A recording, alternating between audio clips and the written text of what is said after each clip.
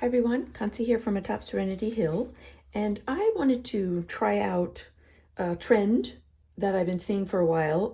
I believe it was started by Kellee Wynne Studios, and I will link her YouTube below. But I've seen a few other artist friends doing a lot of grid journaling, and I thought that it would be fun to try it myself. So I'm here in my dot journal. The link for this is below, and I'm going to just do it as collage. In this. I mean, it'd be really easy because I can follow the dots, but I like the idea of mapping out the grid maybe with these post-it notes. You can make the grid any size. You can see all kinds of grid journalings. People have them as really tiny, bigger pages, bigger art journals. But I figured out that I could get 6 on this page. So I'm going to use this post-it. But I wanted to give you some examples of things that I've done. These little journals are from my free mini class, 3 Simple Ways to Start a Creative Daily-ish Practice. You can find that link below too.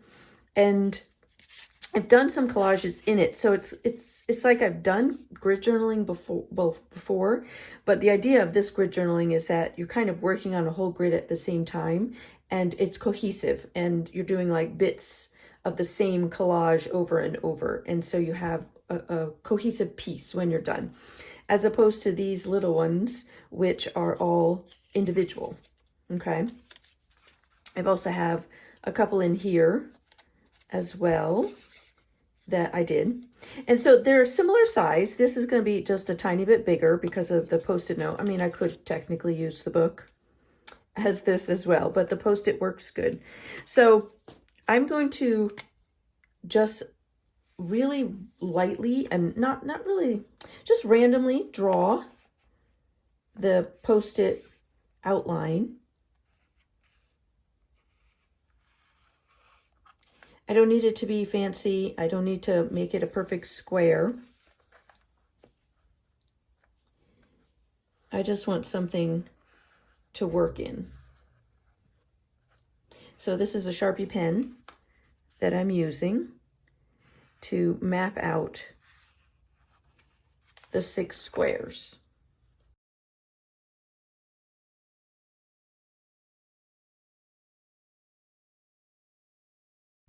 All right, so I have my 6 squares, and then what I just kept handy was I have what I refer to as my box of bits. So I didn't bring like big collage sheets, or which I have big sets of collage sheets which are in a whole different drawer, but I just wanted to use little bits because these are only, you know, these are small squares. I don't need big sections of collages to work from, and there's plenty in here to keep me busy, I'm sure. Okay, so I have that. I have a handy dandy glue stick, of course, and I'm going to do all ripping. I'm not going to do any cutting. And then I have something to glue on top of. This is something that a friend, Lydia, I'll link her below. Lydia is got some great videos here on YouTube as well, but she got this from someone else, but she had shared with me that she was just get an old book and keep using it as the gluing base, because we both hate getting glue on our things. So we wanted to always have something to glue on. So this was a great tip for me. My local library sometimes has books that just aren't usable. They're going to end up having to throw it away because they're damaged in some way. So I was able to get that. All right, so I'm going to start with you, and as I go, if it feels that it needs to go into fast forward, then I'll put it in fast forward. But for right now, we'll talk through kind of what I'm doing. So I'm just going to start grabbing some pieces. I don't really have a plan, obviously, because I need to just start and see if I like a color theme or color scheme, shows up.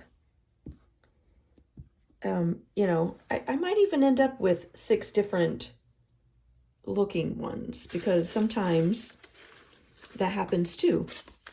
I don't want it to be, you know, I don't want to be rigid and say that I want it to look all the same and I want to make it look like it's all of one piece. It might not work that way. I might start enjoying that I like each individual one better.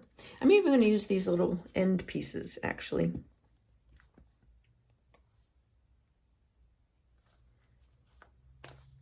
Tuck it this way.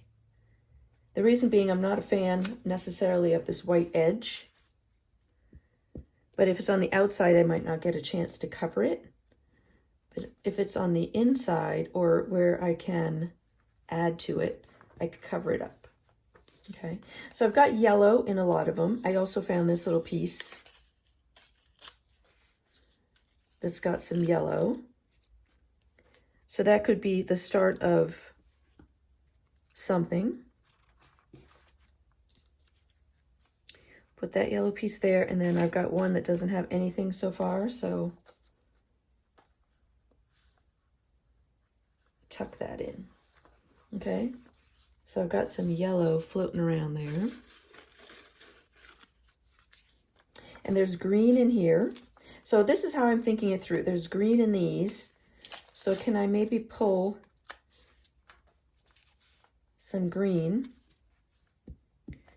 to the ones that are predominantly yellow?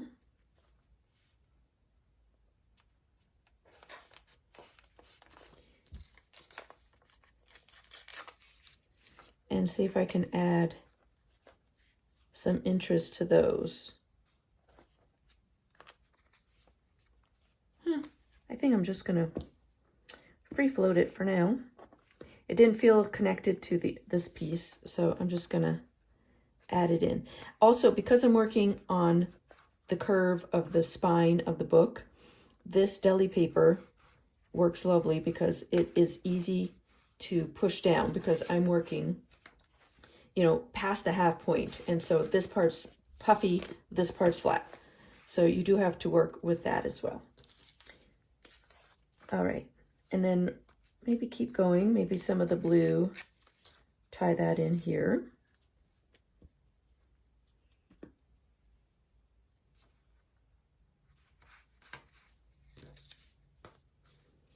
Maybe one more piece, something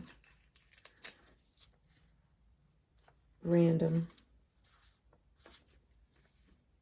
And again, it doesn't have to touch. We're just going to play and see what comes out. Folded back on itself. All right, so maybe something in the neutral family. So I have some book paper here. I also have some of this. And because I started almost with a yellow theme, it wouldn't hurt to have, keep in like the yellow family, which would be this book paper, this old looking book paper, or these tans and yellows that are here. So let's just pull a couple pieces and see. And this is even interesting. It doesn't really have a lot on it, but it might need a blank space somewhere.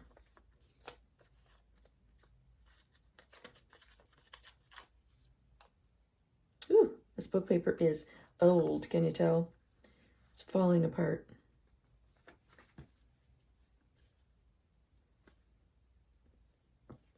I love, not book paper, I shouldn't even say it's not book paper, it's music paper. And it's very brittle, which makes it totally fun to work with.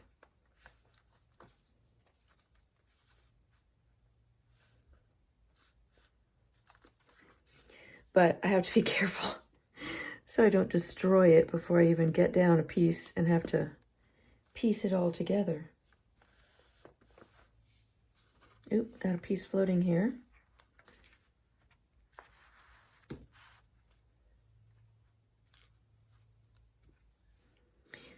All right, so I think I'm going to put it into some fast motion and just play a little bit. And if I feel that I want to share something, I will be sure to pop back in. And if not, I hope you get some inspiration from watching me and try your own grid journaling.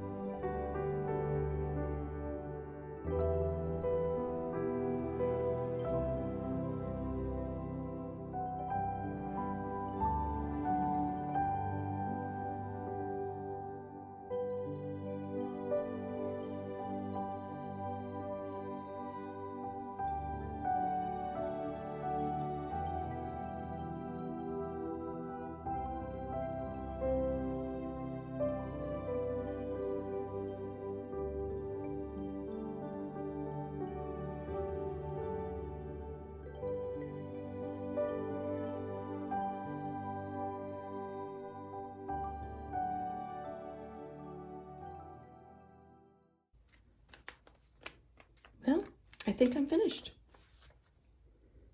That was delightful. And then as I was going through it, what I was trying to find as far as cohesiveness, I ended up with this pink and the black. And then, you know, it was actually a lot of colors within each one, but if I had this bright pink, I wanted to make sure that it didn't just stay there. Even though this bright pink is here, there's still pink here, which helps tie it together, same thing. And then I loved this tan, beigey tissue paper that I had that just gave your eyes some spaces to rest along with these white. I'm not a big white space person. I tend to add it at the end as opposed to leave it. So sometimes even just the white edges help soften the piece. So together, I think they work. They all are definitely their own individual little collage, which I love.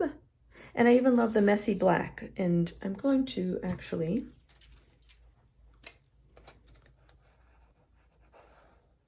enhance that even more with a more scribbly border. So, and you if you're watching the whole time, thank you, yay. You know, I ended up at the end looking them once they were all coming together, then I could start looking at them as a whole. And that's when I started bringing in some more of the black, because the black is really strong, and I wanted to make sure that as I looked across the page, it felt that I didn't just keep stopping on a black piece here or there. So I hope you enjoyed watching this. I want to give you permission and my wholehearted yay for you to judge it and say, I wouldn't have done it that way. That piece, I would have stopped before she did. I wouldn't have added that little bit over there. And decide for yourself the next question, which would be why? What would you have done differently? How would you have done the grid journaling? Would you have put less on it? Would you have left more white space? Is that your style, to leave more white space?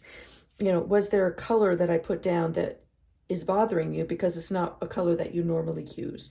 So I want you to use it as inspiration and to see how you could take it in your own direction, okay?